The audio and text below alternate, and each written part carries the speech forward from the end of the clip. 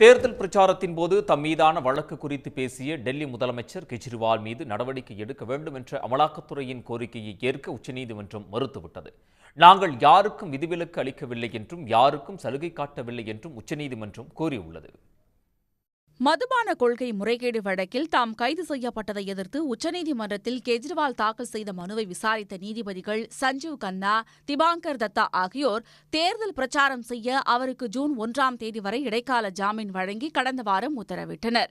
இதனையடுத்து சிறையிலிருந்து வெளிவந்த அவர் ஒன்றிய பாஜக அரசுக்கு எதிராக தீவிர பிரச்சாரம் செய்து வருகிறார்.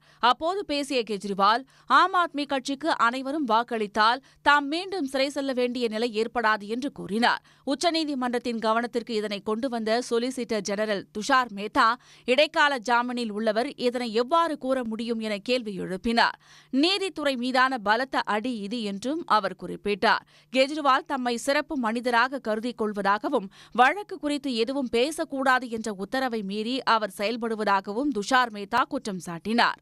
அப்போது குறுக்கிட்ட நீதிபதி சஞ்சீவ் கன்னா, கெஜ்ரிவாலின் அனுமானம் தங்களுக்கு தெரியாது என்றும் தங்கள் உத்தரவு தெளிவாக உள்ளதால் இந்த விவகாரத்திற்குள் செல்ல விரும்பவில்லை என்றும் கூறினார்.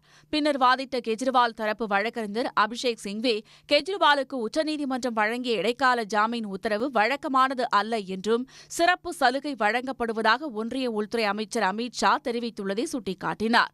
அப்போது குறுக்கிட்ட நீதிபதி சஞ்சய் கன்னா தங்கள் தீர்ப்பு மீதான விமர்சனங்களை வரவேற்பதாக கூறினார். வழக்கு விசாரணை ஒத்திவைக்கப்பட்டுள்ளது. உடனுக்குடன் செய்திகளை தெரிந்து கொள்ள சன் நியூஸ் பெல் ஐகானை கிளிக் பண்ணுங்க.